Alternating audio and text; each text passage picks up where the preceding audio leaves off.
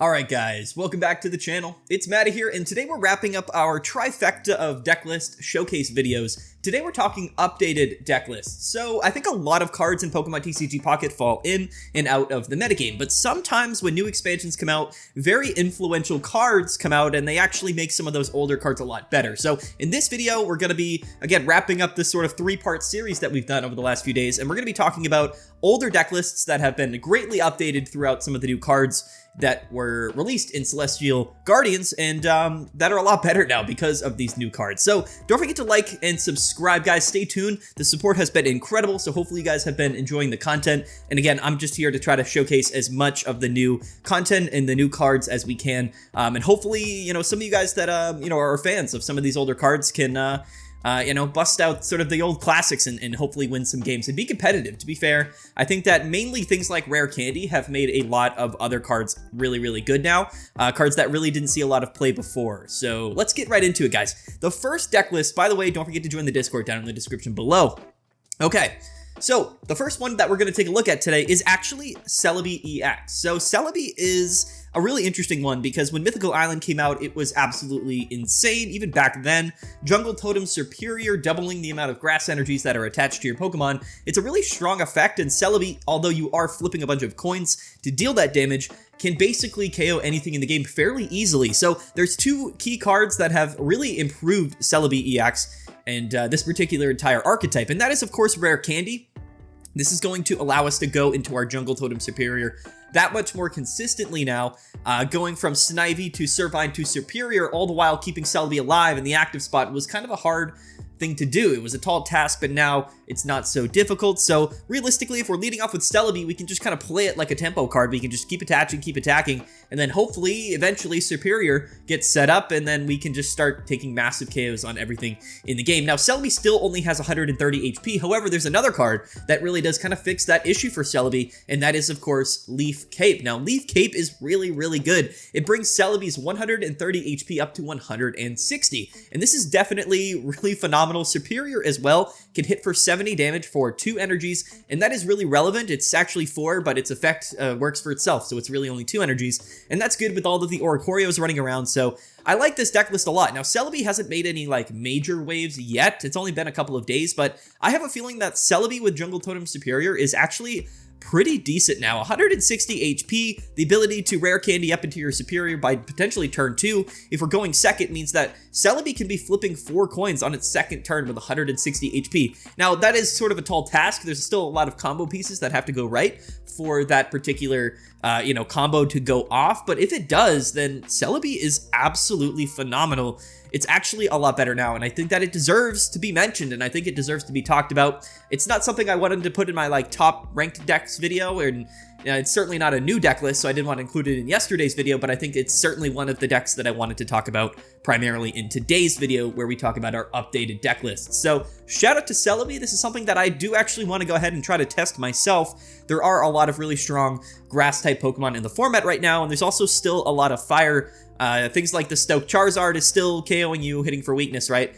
With that fire type attack. Things like Incineroar as well can be a little bit scary. But again, if we do get a little bit lucky on our coin flips, we can take some early KOs and then hopefully really carry into the late game. So Celebi with Jungle Totem Serperior is actually much better now. It's really fun to see that this particular strategy and this archetype has risen back sort of hopefully into some type of prominence. Even if it doesn't really kind of interject itself deep into the metagame, it's still definitely a really quality list. So I think it was worth mentioning for today's video. Okay, next up is going to be Blastoise. So Blastoise was a deck that actually made some waves.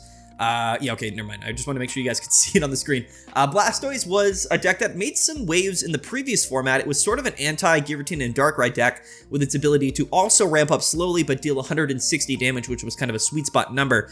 Blastoise is still really, really good. So I think that for now, we kind of still have to pair it with Manaphy to consistently get the energies on Blastoise, similar to Charizard with Moltres, which we might take a look at again really quickly in this video. But Blastoise has the advantage of, again, having a lot of HP and the potential to deal 160 damage. So we are playing Misties, we're playing Red, we're playing Lily as well, so no Irida here. We're playing Lily. Blastoise EX typically isn't in the active spot until it's ready to go and fully evolved. Now, that's a little bit of a downside to this deck, is that if we do lead with Articuno or we do lead with Squirtle, we are kind of wasting a turn to go into Manaphy to start sending it up. And some decks are definitely really fast paced, so Manaphy's not living necessarily as long as you would hope, but Blastoise is still a really strong Pokemon. So I don't know if it's necessarily as fast. Like, there's a lot of stage 2 really explosive attacking Pokemon that, you know, don't need that many energies in their attack cost. For example, like Blastoise for 3 energies does 100, whereas Solgaleo does 120 for 2. So it's like, it's not great unless we do sort of get a little bit lucky and we can get all 5 energies on Blastoise to hit for 160. Then it's definitely pretty good, but certainly something that is still going to take a little bit of time to set up. We could even maybe cut like a Red or a Guzma for a second Misty, just to maybe consistently a little bit more get those energies onto Blastoise. But it's a card that I think is much better now with Rare Candy. So I don't know. Again, I don't know if Blastoise will really take over, you know, the metagame in terms of like some of these other stage 2 decks. I just think that it's still a little bit expensive, even with all of the water type acceleration that we have, all of the water energy acceleration with Misties and with Manaphy. There's just the format right now is so fast paced, and I just don't necessarily know if Blastoise is going to be able to keep up, but it certainly is really strong. So for those people that wanted to play Blastoise and that people that love Blastoise, you know, this is sort of an updated version of it. Again, Rare Candy makes this deck a lot better. Guzma is a nice tech option, and Lily, of course, being really good for really any of these really tanky, bulky stage 2 Pokemon. Blastoise is going to be able to live a lot of hits with Lily for sure in that big HP, big amount of HP. We are weak to Electric, and we are playing Articuno. However, Articuno here is probably still going to struggle against Oricorio. I'm going to say that a bit in this video, but the thing is Oricorio really isn't taking over the metagame like I think some people thought it would. It's certainly something that we might need to still tech for. Again, it's going to be one of those things that comes in and out of the metagame, depending on if people sort of forget about it or stop including cards in their deck to counter it, and then, you know, Oricorio rises back up and it becomes something that's more relevant. But overall, I don't think Oricorio has had that much of an impact on the metagame as maybe we thought. But here's Blastoise, an updated Blastoise deck. I think it's totally fine. I don't think it's necessarily still on par with some of the other, you know, stage 2 EX Pokemon that are kind of in the metagame right now currently. But there it is. There is Blastoise. Okay, so next up we've got Dark Arceus with Crobat. I don't really know the specific name for this deck, but it's Crobat Arceus. Sometimes people are playing this with Darkrai. This is a list that I just sort of pulled up from a recent tournament that did pretty well, and I actually really like this version of Arceus as well. I think that a lot of people were talking about it. I think that the Cunning Link Crobat dealing, I believe it's 30 damage to the active Pokemon, is really relevant, especially with a nice leadoff option in Kangaskhan that technically can flip 2 coins and do 60 damage, KOing a basic Pokemon in the active spot early in the game. The big downside to this list is, of course, when you do start with Arceus, it's always really annoying when you do start with Arceus, but theoretically speaking, if our opponent has to go through 2 Kangaskhan and then an Arceus EX with a giant cape with all of the Crobat damage, we should be able to do some decent damage. So this is a list that saw a little bit of play in the previous formats. I know Arceus isn't that old of a card. This isn't about decks that are exclusively really old, but it's you know, not a new card. So it's an updated deck list, and again, I think it's gotten a lot better, mainly because of Rare Candy. I think that's really the one thing that this deck kind of needed, was to more consistently go into those Crobats earlier on to potentially back up those Kangaskhan's in Arceus's, right? So you could even get 2 Crobats on the bench and deal 60 damage. So this deck has a lot of really great high roll potential. It's still a bit awkward in terms of its flow, but if we do lead with Kangaskhan and we get the Crobats up early, this is a list that can do a lot of damage. I really like it. Also, Crobat and Kangaskhan are good attacking options, so if you need to go into them before you go into Arceus, you certainly can. And 140 is actually not that bad, so we're going to see less and less decks playing sort of high HP or high attacking Pokemon with things like Red and Giovanni. So having 140 HP, 160 with Giant Cape is actually a bit better than it was last format. It's kind of interesting. The pace of the decks in this format, as well as their HP and stuff, have all gone up because of Rare Candy and the Stage 2 Pokemon, but the amount of damage that the typical attacking Pokemon does in this format is actually quite a bit lower than it was in the last format. Last format was all about, you know, hitting specific breakpoints and doing one-hit KO damage with ramp decks like Gyarados, like Giratina, like Darkrai, like Mewtwo, but now things are a little bit different. So Arceus should be able to live an attack and deal a nice 130, 160 with Crobat damage attack, which should be enough to potentially take KOs on a lot of really strong Pokemon. in the format. So again, a really strong deck list, a deck that's, you know, an old one, but a good one that's been very much improved by Rare Candy. That's really what we're going to see a lot of times in this video. For sure, Rare Candy is sort of the deck that has made a lot of older decks better, but realistically, I do think that this could be a significant player in the metagame. Well, something we'll have to see how it performs over a larger sample size in terms of its consistency, but certainly, you know, a deck list that I think has a lot of potential and has definitely been made better. Okay, next up, and we've already talked about this. This is going to be Lucario and Rampardos. I just wanted to mention it again quickly.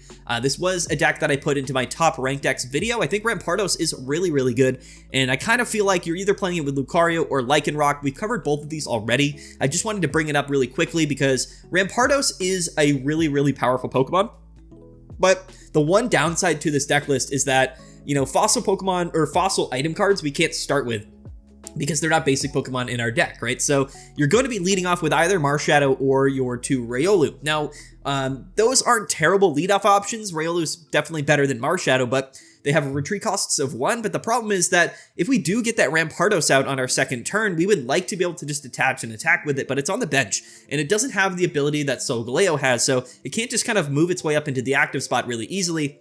So we can't always utilize that 1 energy attack cost for Head Smash, which is really where the X speed comes in. Now, this deck list is definitely a little bit pressed for space, so playing 2 X speeds definitely could be great, and it does give you that sort of high roll potential to attack on your second turn with Rampardos going first. But overall, I think that for the most part, you know, X speed in that combination isn't something that's going to happen all of the time. What we're most reliant on is our Riolu evolving into Lucario, and maybe just sort of carrying a little bit. But again, the issue is that, you know, we need to like lead with Riolu or Marshadow, attach, retreat, get into Rampardos, evolve Lucario. It's just a little bit awkward, but if it does get set up, the deck is extremely strong. So I've already talked about this a little bit, so we're not going to spend too much time on it, but this is the updated Rampardos deck. It's sort of an older deck list that is still really good and has made better by Rare Candy, so I wanted to mention it in this video. Here it is, yeah, let me know what you guys think of Rampardos. I certainly have gotten absolutely smoked on turn 2 by Rampardos quite a few times, actually, so far in this, you know, in this new format. So it's kind of annoying, but it's certainly definitely a really strong deck list. Okay. Next up, we've got Beedrill. So before we really saw all of the new cards that were coming out in Celestial Guardians, really what we had was like an ID. We had Solgaleo, we had Lunala, and then we had Rare Candy. So that was sort of like the teaser, right? We didn't really know what other Pokemon would be coming out. So it's kind of turned out that Beedrill might not be like the best option as far as all of these Grass Stage 2 Pokemon go. But one thing's for sure is that Beedrill is still a really, really, really strong Pokemon. And the cool thing about this list here is that we actually can utilize Celestic Town Elder because we're playing 2 Weedle, 1 Kakuna, and 3 Beedrill, 2 Beedrill EX, and 1 of the normal Beedrill. So this basically allows us to, if Weedle gets KO'd early, which we can kind of sacrifice that active Weedle, if, of course, we don't get our Beedrill out early enough, we can kind of bring it back with Celestic Town Elder and then still force our opponent to maybe go through a small Beedrill and then a Beedrill EX. So Celestic Town Elder is actually really clutch in this deck list, and Beedrill is, of course, really strong on its second turn going second, if we do, of course, get the Rare Candy combination, but that doesn't always happen. 180 with all of the healing cards in the format right now definitely doesn't feel super great, but we are playing a lot of healing cards in our own right. We're playing 2 Ericas. You even could cut like a Mars or something else in the deck to play like in 1 copy of Lily to potentially allow Beedrill to just sort of out-survive your opponent. And that's really good because Beedrill does really well by taking down that active Pokemon. If you can deal with their first active Pokemon, then they don't really have much else set up after that because they've had to commit energies turn after turn to that active Pokemon because we're discarding those energies. So that's really the upside to Beedrill. I think that this deck can benefit from a lot of healing. We do have Ericas and Giant Cape, but maybe 1 copy of Lilies could also be really good. But the small Beedrill can attack on your second turn going first, which is really cool. 70 damage, really relevant. Can also take KOs on a lot of non-evolved Pokemon. So I like Beedrill. I think it's totally good. I think it's totally fine. I thought that it was probably going to be one of the better options, but again, we've seen that there's like Decidueye that came out, Serena came out, we still have Meowscarada, so there's a lot of great Stage 2 grass Pokemon. Beedrill might not be the most popular out of all of them, but it certainly is a really, really, really good deck list and something that can definitely win games. So that's the other thing about this format. realistically is that with Rare Candy, a lot of older deck lists have become much more relevant now and a lot more dangerous and just like quality decks. So what we're seeing, at least early on in the format, is a ton of parity. And by that, I mean there's a lot of diversity in the decks that can win games. Before, it was like, okay, if you weren't playing like the top 2 or 3 decks, like your win rate drastically decreased. And while that might still be the case, like as time goes on in this metagame, what we're gonna see is that all of those like tier 2, tier 3 deck lists, like in a tier list, like there's so many more decks that can potentially find their way into like a middle to low metagame placement, you know what I mean? So I think that really, like, there's 2-3 times as many decks in this format that can win games fairly consistently. Even though the top of the metagame might still end up being pretty exclusive, I think the rest of the meta in the next kind of tiers below is going to be really expansive, and there's so many decks that can just really win games against really anything, right? Because of the potential with Rare Candy and just how strong getting that combo out early really is. So I think Beedrill really does kind of fit well in this format.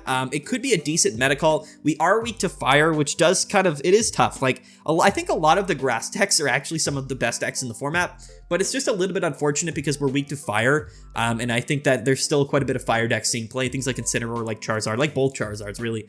And all of those decks are going to see a lot of play. And of course they have an advantage against some of these really strong grass type Pokemon. Beedrill's really no different. We also don't really benefit against like Stoke Charizard, right? Because they're going to attach Stoke, and I guess technically, like if we can attack before them, then we can kind of delay them for an extra turn, but it's typically not going to matter because they're just going to get set up and then probably just KOs pretty easily. So there's a lot of matchup issues with Beedrill, but there's some matchups that Beedrill just kind of auto wins, which is really funny. But certainly a card that I think is much better now with Rare Candy, and we're not playing Leaf Cape in this list, which I just noticed, which is interesting. I'm not sure why they're not playing Leaf Cape in this list, but I would say that Leaf Cape is just better than Giant Cape. So maybe the deck list of the player that was playing this just didn't have Leaf Cape, but I would say we probably want to swap Giant Cape for Leaf Cape. I just noticed that. So I don't know why we wouldn't be playing Leaf Cape in this list, but yeah, I would definitely recommend playing it over Giant Cape. It's just 10 more HP, brings you up to 200. Definitely, probably better there. But anyway, there's Beedrill. And then next up is going to be Genetic Apex Charizard. I'm going to take a drink of water. No editing. We don't edit those out. We drink water on the in the videos, and then we don't edit it. Anyway, so Genetic Apex Charizard, another deck that I did cover a couple days ago on our Best Decks Ranks video. I actually think that Charizard EX with Moltres is still probably one of the strongest, if not the strongest deck in the game. It's a lot more consistent now in terms of how we go into Charizard. We also have the small single prize Charizard, which can Fire Spin for 150, and that's still really relevant, KOing a lot of the grass Pokemon that are relevant in the format right now. So again, just even more consistently being able to go into these stage 2 Pokemon. Charizard will always be good, and now with Rare Candy, it's even better. So I kind of equate Charizard to this format, kind of how Gyarados was last format in terms of like, it just is like really, really strong, and it just got a little bit better with some of the cards that came out in the set. So I think it's going to hang around. I think its win rate will stay high enough to where it's going to be a pretty prominent threat in really all of like, the ranks, whether it's Ultra Ball or Master Ball. But also in tournaments, I expect Charizard to really just kind of do pretty well throughout this whole set because, again, it is that much more consistent with Rare Candy. We've got Iono, and we're even slotting in a lot of control cards here for the scenarios where we don't really, I guess pop off, and our opponent might pop off, so that's going to limit them. 2 red cards, 1 Mars. A little bit disruptive here. Now, the thing is, like with Charizard, is that because it's just doing 200 damage, we don't need to play things like Sabrina, like Cyrus, or like Red or Giovanni. So there's a lot of other cards that you would play in other deck lists that you don't just need in Charizard because it's just doing enough damage anyway. So that's why we have room to play things like 2x speed, 1 Mars, and 2 red cards. So this is like a kind of a maxed out deck list in terms of its like pinpoint strategy. And I actually like it. The baby Charizard is going to give the deck a little bit more consistency, but it's not always going to be something that can just win you games because it doesn't do 200 damage, but it is still a really strong Pokemon, and I think it's probably still worth running in the deck. So here it is. Here is Charizard EX. Again, a deck that we've kind of already covered, so I'm not going to spend too much time talking about it, but I do think Charizard will have a pretty significant place in the metagame, and I think it'll probably be worth playing for a very long time. Charizard, because of that 200 damage attack, is probably not going to go anywhere anytime soon. It's just going to be around forever. Moltres is still relevant. It's just a really, really strong deck. And again, I think it's been made better by Rare Candy. So, okay. Next up is going to be the old classic here, Greninja and Darkrai. So I think that Giratina Darkrai, which we did cover in, I believe we covered it in both days' videos, but at least 2 days ago we covered an updated Giratina and Darkrai deck. I didn't want to include it in this video because I just think a lot of people have seen that deck list and they already kind of know what's going on with it, and it hasn't really changed that much. So I don't really consider it like a super updated deck to be played or I guess, featured in a video like this, but Greninja Darkrai is a different story because Greninja is a card that has been massively buffed by Rare Candy. So this is the traditional Druddigon Darkrai Greninja combination, but now it's just better because we're going to get those Greninjas out that much earlier. This is a deck list that is still playing almost exclusively Dark Energies, I believe, so that we can maximize the damage with Nightmare Aura while also being able to utilize Darkrai as our main attacking option. And that's really what this deck comes down to, is just, leveraging Darkrai's sort of extra damage, Druddigon's extra damage, and Greninja's extra damage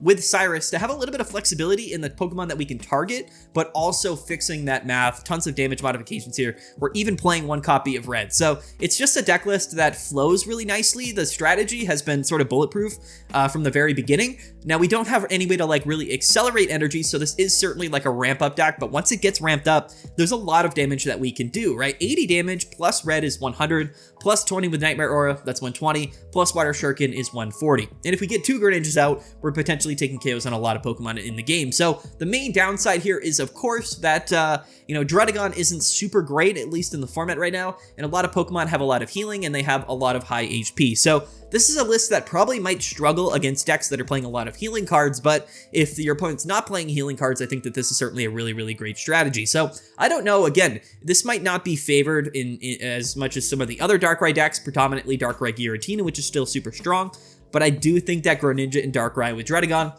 this archetype has gotten a much better with Rare Candy, so I wanted to talk about it. Still one of my favorite decks of all time. It's just like damage, like extra damage, like the deck. That's all this deck does, is just do like 20 damage here, there, everywhere until you're dead, and I think it's really funny. But again, all of the stage 2 Pokemon and Lilies in the format now does kind of make this deck a little bit suspect, but it is certainly still a good deck list, and it's been updated. Again, something that I think has maybe kind of risen back from the grave. Although in last format, it did totally fine. It was sort of like a tier 2 kind of fringe meta deck last format that always had a really high win rate, but never really saw that much play. It might end up kind of being the same case scenario in this format where its win rate and its consistency is really good, but it might not catch on as a super popular deck list. However, I do think Greninja is one of the most underrated decks in the entire game right now, or most underrated cards in the entire game. It's just really good. That 20 damage from Water Shuriken is really useful with Cyrus, especially if we can get this Greninja up and running on turn 2 or turn 3. It gives us a ton of flexibility in terms of which Pokemon we want to target. So I really, really like this deck list. Okay. Lastly, this one's going to be interesting. Lastly is Pikachu EX, the original GOAT of Pokemon Pocket. This is Circle Circuit. Now, some people might be thinking like, Pikachu EX, there's no way this card is good. It just has 120 HP. You're getting KO'd by basically everything in the format. The format is super fast paced, but the thing is with Pikachu EX is that we can pair it with Oricorio and Pachirisu, and maybe even Alolan Raichu like we're seeing in this deck list to take big KOs on some of these other Pokemon that might have a lot of energy, things like Charizard and whatnot.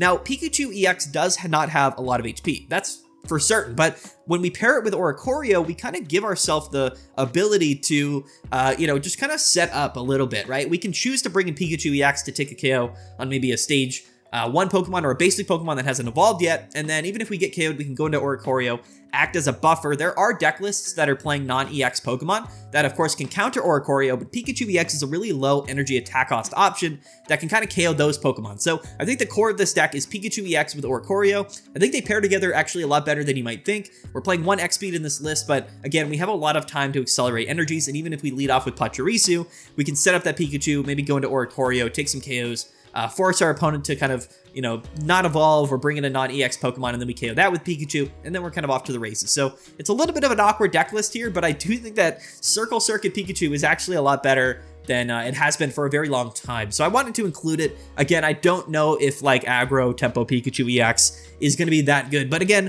Oricorio is a card that can make other deck lists a little bit more viable. We've seen Oricorio with Magnezone, with Luxray. I think those are all totally fine decks, but I actually do feel like Circle Circuit Pikachu benefits pretty greatly from both the combination of Pachirisu and Oricorio. And I think that's pretty relevant. So here it is. This is the deck list, and there's Pikachu EX. I don't even know what to call like Pikachu. It's the OG. It's the OG of Pokemon Pocket. Mewtwo's not that bad right now either. I probably should have included it in this video. Actually, I kind of I guess I did talk about it in our first video, our best X video, but you should go check out that video if you haven't seen it already, because we talked about Mewtwo there. I could have included it again in this video, but I didn't want the video to be too long, so it was really all about a couple of decks that I thought were really good, like Celebi's a big one, Blastoise, Arceus, and Beedrill. These are all big ones. Charizard, Greninja, Darkrai, Pikachu. Again, old deck lists that just sort of haven't seen the light of day for a little while, that definitely are a lot better now because of the cards that were released in Celestial Guardian. So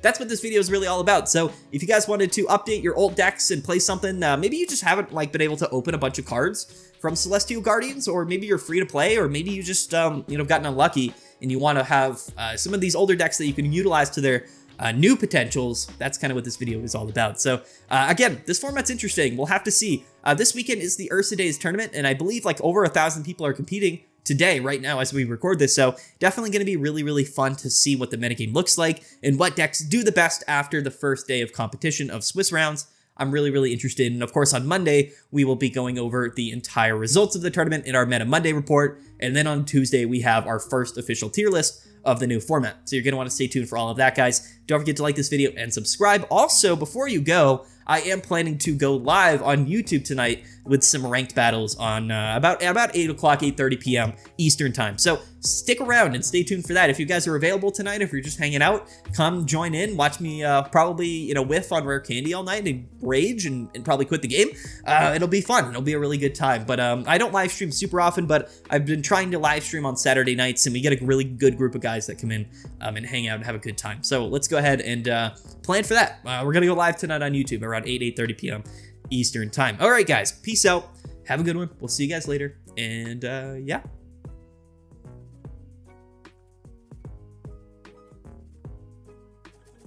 Bye.